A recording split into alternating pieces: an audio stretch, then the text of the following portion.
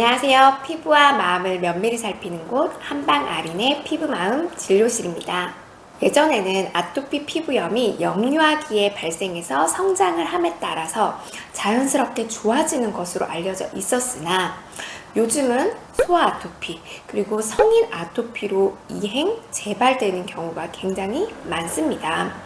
이처럼 아토피 피부염이 날이 갈수록 악명을 떨치고 있다 보니 아기 피부에 특이 증상이 발생하면 가장 걱정이 되는 것 또한 행여 아토피 피부염은 아닐까입니다. 기존 아토피 피부염 환자분들 중에서도 아기 출산 후에 피부 증상 사진 보여주시면서 이건 뭘까요? 태열일까요? 혹시 아토피 아닐까요? 이렇게 물어보시는 분들이 종종 계세요. 태열이다 라고 하면 조금 안심을 하시고, 또 아토피다 라고 하면은 굉장히 무서워하시죠.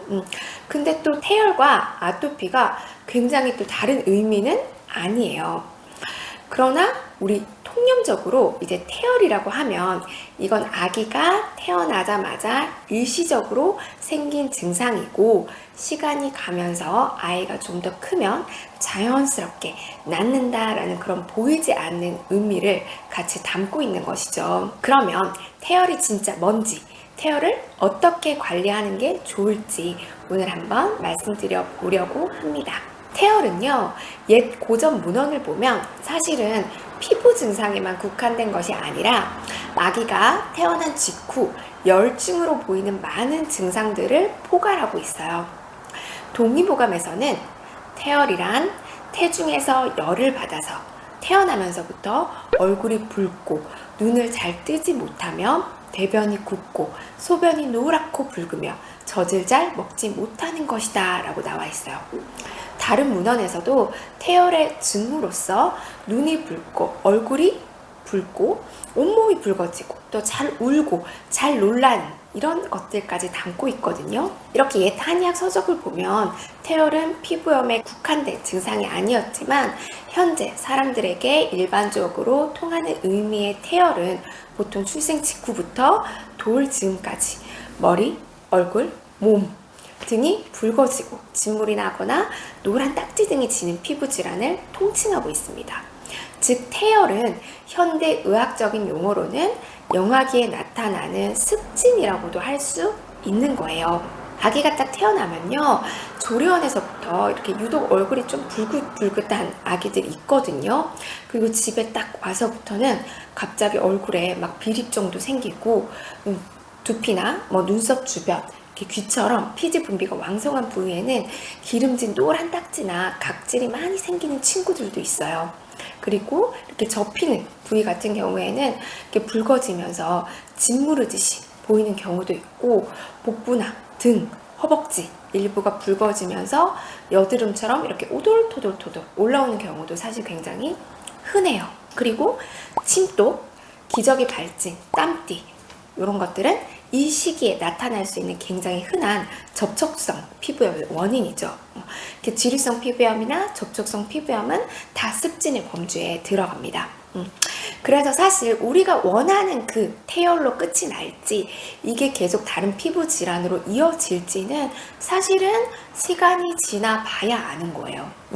저는 생후 6개월을 전후로 좀 더 아기 피부 증상에 대한 경각심이 필요할지 아닐지에 대한 판단을 하는 편입니다. 6개월 이전에 나타나는 피부 증상들은요, 만성 재발성 습진 피부염으로 이어질 확률은 좀 낮다고 볼 수 있어요. 아직은 피부 장벽이 단단하지 못하고 체온 조절력도 떨어지기 때문에 여러 자극들에 굉장히 민감하게 나타나는 피부의 병변들이라고 볼 수 있고, 관리를 잘 해주는 것만으로도 개선이 될 수가 있습니다.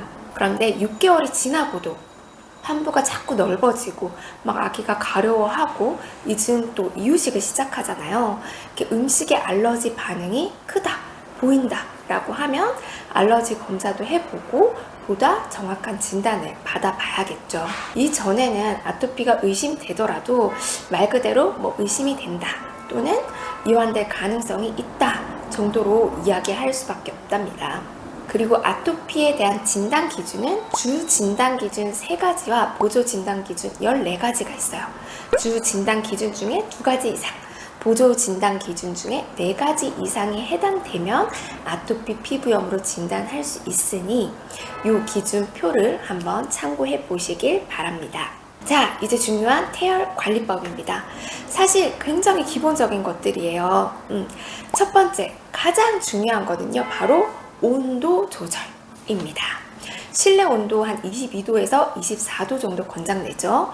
그런데 집집마다 뭐 우풍이 있는 곳도 있고 일광이 굉장히 강하게 들어오는 곳도 있다 보니까 느끼는 체감 온도는 좀 다를 수 있거든요. 일단 덥지 않게 지내는 게 중요합니다. 생후 돌전의 아가들은 체온이 성인에 비해서 1도 정도 높은 거 알고 계시죠? 우리가 조금 서늘하다고 느끼는 온도가 내 아기에게는 적절한 온도일 수 있습니다. 그런데 손발이 싸늘하게 차다? 이건 너무 추운 거예요. 손발은 손싸개를 하고 양말을 신겨서 꼭 따뜻하게 체온 유지할 수 있도록 도와주세요. 왜냐하면 태열이라는 개념뿐 아니라 옛 문헌에는 태한이라는 개념도 있습니다. 안색이 창백하고 손발이 싸늘하고 막 배앓이를 자주 하는 아가들도 태한이라고 해서 피부염이 생길 수 있습니다. 자, 그리고 두 번째, 피부 보습해주기입니다. 자, 좀 시원하게 해주시고요. 보습 잘 해주세요. 사실 이게 다이고요. 또 가장 중요해요. 저는 이제 한의원에 있는 저희 제품도 많이 사용을 하고요. 뭐 이렇게 뿌려주는 증류 한약 같은 거, 우리 애기 침독 생긴 부위에 잠들었을 때 이렇게 팩하듯이 이렇게 올려준 적도 있고, 자원고는 뭐 지금도 굉장히 많이 사용을 하고 있습니다. 그리고 이제 뭐 유명한 뿌리마주, 수도크림, 비판텐 뭐 이런 거 좋다는 거 사서 저도 다 써봤어요. 근데 무엇이 됐든 간에 건조한 부위는 자주자주 보습을 해주시고요. 좀 짓무른 듯한 부위는 시원하게 또 뽀송하게 그렇게 관리를 해주니까 자연스럽게 낫더라고요. 세 번째, 이게 가장 중요한 거예요. 바로 아기를 믿고 좀 기다려주세요. 특히 생후 100일 이내의 증상은 환경에서 적응하는 과정에서 나타나는 약간의 민감 증상의 경우가 많습니다. 그걸 바라보는 엄마의 마음은 진짜 요만한 침독 하나만 생겨도 정말 속상하고 괴롭거든요. 근데 아기가 괜찮아요. 잘 자고, 잘 먹고, 잘 지내요. 막 비비거나 막 크게 괴로워하지 않아요. 그러면 아까 얘기한 1번, 2번 열심히 하시면서 지켜보시면 됩니다. 그리고 지켜보는데 좋아지면 그러면 정말 좋아질 때까지 계속 온도 관리, 보습 관리 잘 해주시면 되세요. 그런데 지켜보는데 계속 안 좋아지고 좀 병변이 자꾸 넓어지고 심해지는 것 같다? 그러면 병원 가셔야겠죠. 그리고 이 상황 자체를 부모님이 판단하기 좀 어렵다면 병원 가서 전문가의 도움을, 판단을 받으셔야겠죠. 그리고 네 번째인데요. 분유, 모유의 양과 질을 한번 체크해 보세요. 간혹 분유만 그냥 이것저것 바꿔보는 경우들이 되게 많으시잖아요. 그런데 또 한 가지 꼭 체크해야 할 것. 수유텀이 너무 짧진 않은지, 수유량이 너무 많지 않은지도 한번 체크해 볼 필요가 있으세요. 아기들도 소화에 부담을 느끼게 되면 피부 열과 염증으로 그 증상을, 불편한 증상을 드러낼 수 있거든요. 그리고 모유 수유 중이라면 엄마가 너무 매운 음식이나 기름진 음식, 당분이 과도한 그런 음식들 먹지 않도록 주의하시길 바랍니다. 오늘은 이렇게 태열의 의미와 관리법에 대해서 한번 정리를 해보았어요. 정말 아기 키우는 일 보통 일이 아닙니다. 신경 쓰고 공부할 게 정말 많아요. 아기가 이렇게 10개월간 엄마 뱃속 환경에서 편안하게 적응해서 있다가 이렇게 세상 밖으로 딱 나오게 되면 빛, 소리, 촉감, 온도 이런 모든 변화가 아가들에게는 굉장히 큰 자극이 되거든요. 이러한 자극에 대한 적응 과정에서 발생하는 열이 바로 태열이다 라고 해서 과거에는 그냥 좀 자연스러운 현상으로 바라보기도 했습니다. 태열, 즉 아까 얘기했던 영유아기에 생기는 이런 습진 피부염 있었다고 하더라도 이후에 아토피 피부염 등으로 이어지는 거는 절대 아니에요. 그런데 소아청소년기에 이렇게 아토피 치료하러 오시는 분들 보면 영아기 때 유독 태열이 좀 심했다고 하시는 경우들이 많기는 합니다. 이 영유아 시기 아토피 피부염 또한 적절한 치료와 관리로 충분히 좋아질 수 있으니까요. 너무 속상해하지 마시고 그 시기에 맞는 치료와 관리를 잘 하셔서 우리 아기, 우리 아이들 뽀송뽀송한 피부 볼 수 있길 바랍니다. 감사합니다. 아참, 좋아요, 구독 부탁드려요.